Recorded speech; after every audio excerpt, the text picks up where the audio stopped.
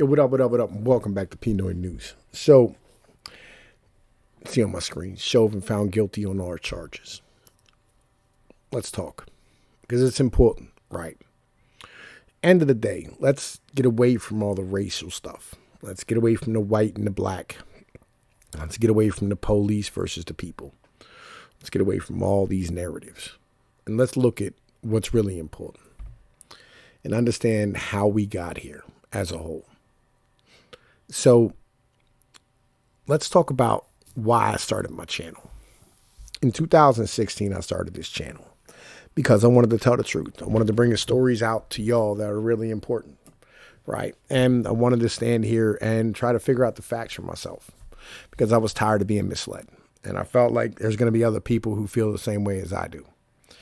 And there are. There's a lot of y'all out here who feel the same way that I do. You feel as though, like, the news is lying to you and all these individuals are just here to, get clicks. And with a motherfucker like me, you may come to me and you go, you're wrong. You may come to me and go, oh, man, I don't believe that. You may come to me and say whatever you say, and I'm fine with that. Because it means, number one, I'm challenging your narrative. And that's important. I'm challenging the popular narrative. And I've been watching the popular narrative develop on a lot of these stories. And you'll come into my comment section and ask me questions about things.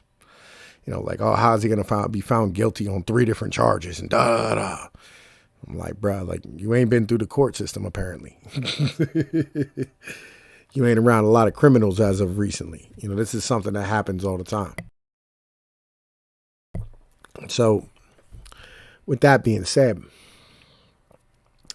get away from all that. Let's get down to the news and the media in this country. CNN, MSNBC, local newspaper. They held a monopoly years ago, right? And in holding a monopoly, because of the fact that they were the only way for you to be able to stand here and see what was going on with the wider world as a whole. And in having that monopoly, they were never forced to compete in an open market against, anyone else, in particular guys like me. We're going to stand here and, try to bring you the truth. And in doing so, instead of when the internet came along, them becoming the arbiters of truth, them becoming the best that they could be, they decided that they would stand here and start making the news. And they decided that they would go with wild propaganda and that they would go with yellow journalism. They would stand here and get clicks through if it bleeds, it leads. Stoking racial tensions, destroying the society, throwing individuals under the bus, breaking down all the structures that our country has relied upon for so long. And this is important to understand, like legitimately. This is super important to understand. Because without understanding that, people really don't understand anything at the end of the day. If you don't understand the basic premise of what just happened. What happened is the news media stood here and pushed a narrative. They pushed a narrative that led to a man being put on trial for murder, who honestly, I don't think he should have been found guilty of murder.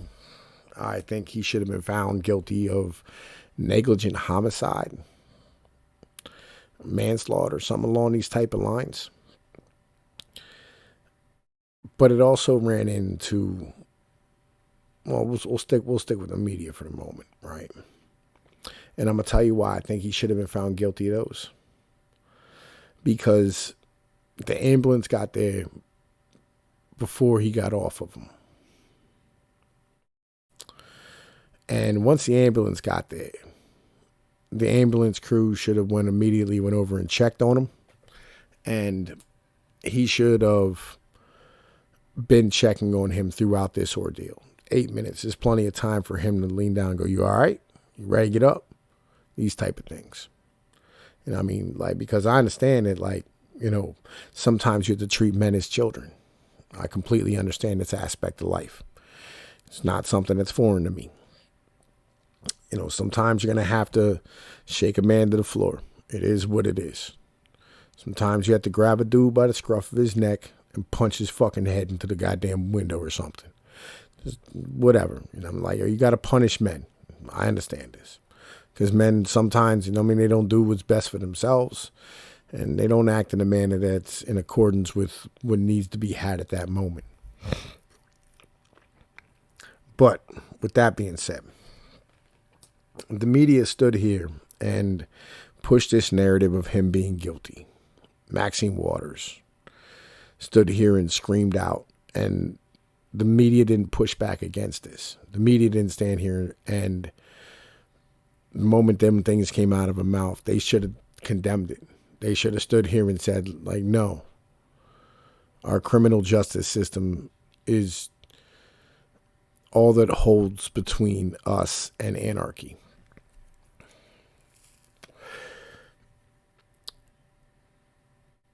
There was a man in my area whose wife got murdered out back of his house.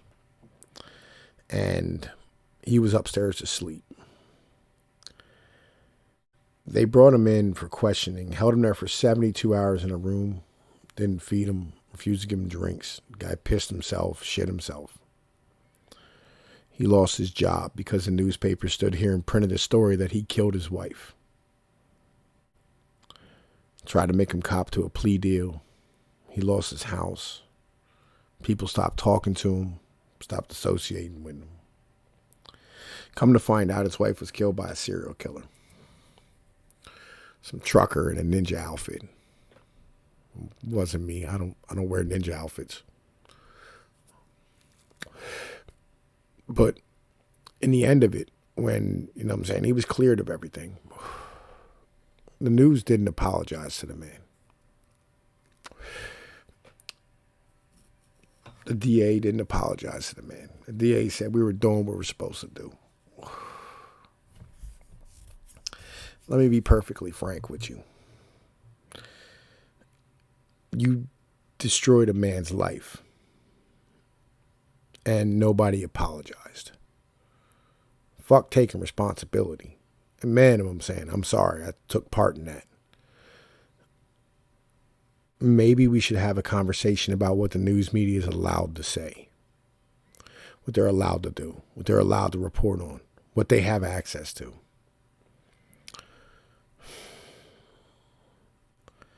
Maybe there should be guidelines for how they should act. Because with the weight and gravity of what's at stake, and the fact that we have to stand here and pull jurors completely from the local populace, and the vast majority of which are, you know, well, all of them are either registered voters or all registered voters at the end of the day. So that means they're going to be older individuals by, you know, comparison, because young people don't register to vote. We have to have these type of conversations. We should have a conversation about law enforcement as a whole. I've stood here and I've said it many a times that I think that we need less laws and less law enforcement, because we do. We have entirely too many laws in this country. Just fucking entirely too many. Too many to have any idea what the number are. I think the beginning of that should be the ending of property taxes. Because if the state doesn't have a stake in how much your home is worth, they won't uphold its value. And they won't stand here and have restrictions on individuals' freedoms. And it'll change the way we look at our communities as a whole. We look at the health of our communities, not the value of our homes. I think that's important. I think that'll help those who are less fortunate and treat men as men rather than treating men as being as important as their house is. I think that's important. I think we need to stand here and look at the sheer volume of violent encounters with police and understand that even a parking ticket can kill you. As we saw, a man got shot over a registration being hit by a tinted window, an air freshener in his mirror. Restrictions. I think we need to have a conversation of getting back to freedom, getting back to the freedom of movement. I think we need to talk about how we deal with drugs in our country. All of these things, I think our entire society as a whole is up for grabs right now. And if you've been following my channel, I've been speaking on this for a while. Everything is up for grabs. Everything is up for debate. And it's not a bad thing. I'm coming to y'all and trying to break this down to y'all because I knew this was going to be this way. And, you know, individuals are saying sacrifices, blood sacrifices for the blood gods. You know, he was sacrificed for the greater good. The truth is that he didn't help that man. Police are supposed to help. And when they don't, and when the government, all right, and when I say the government, I mean the collection of individuals who we charge with the responsibility of maintaining our society, takes custody of one of us, whether it be your child during school, whether it be your elderly parent in some state's facility, whether it be a man being arrested. Whenever someone has custody of you, whenever they are in charge of making sure that you are okay, they have responsibility for your body, for your health. And anytime someone dies in the custody of the state, it should be a problem. Because that means the state is harming the individuals who live among us. That means the state is becoming harmful to the citizens as a whole. Doesn't matter whether this man's black. Doesn't matter whether this man's Puerto Rican. Doesn't matter whether this man's an Irishman, whether he's a Jew, whether he's a Chinese individual or a Mexican, Native American. Doesn't matter whether it's a child, an elderly person, middle-aged, 20-something. It doesn't matter. Because any time that the police or the government or any form of our system takes custody of an individual and that person is harmed, the system has become a threat to all of us. It's that simple. And those cash payments that they hand out aren't their money. It's ours. Even if it's the police pension fund, it's still our money because we pay taxes that are broken down into these funds. And so we must start holding individuals accountable when bad things happen. Granted, and I'll put it this way. If the police want treated better, they need to stand up for the people. They need to be of the people, for the people, and by the people. They need to stop enforcing unjust laws. If a law is going to cause them entirely too much interaction with the citizenry as a whole, and too much negative interaction, and too much negative bullshit, to the point where When we say the word nitpicky, we think of a woman nagging us. But the truth of the matter is when minute details of your life are dictated by any type of larger entity, it becomes fascistic very quickly. And that's a problem. It's kind of like if the government came into your house and make sure your butthole was clean. You would say that's an invasion of my space. That's an invasion of me as a whole. It's an invasion of my being. If they came in and said your sink ain't cleaned properly, either clean it or we're gonna throw you in a cage. Because the only tools that the government has, the tools are to kidnap you and throw you in a cage or to kill you outright. Those are the only two tools these people have. And in the end of the day, when it comes down to it, you have to stand here and understand what it means is that every small little thing becomes extreme violence.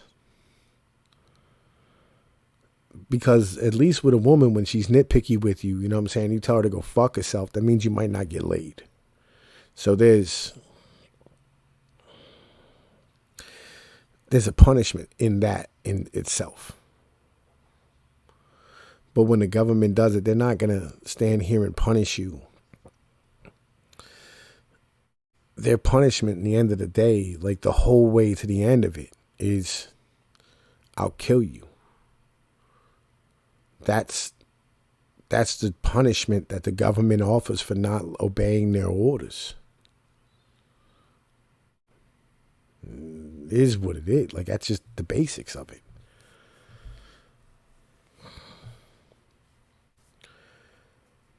And when you're in a neighborhood where there's a lot of poverty is going to drive crime. It is what it is. Desperation drives crime. When a man's hungry, when a man has nothing to lose, when a man's already being hunted, like George Floyd was for child support, everything is automatically amped up. The basic premise of life. I think that's enough for today. I'm going to go and lay down and go to sleep. Think about this, y'all. Legitimately think about this. It's important. Always glean lessons from things. Y'all know what it is. Peace.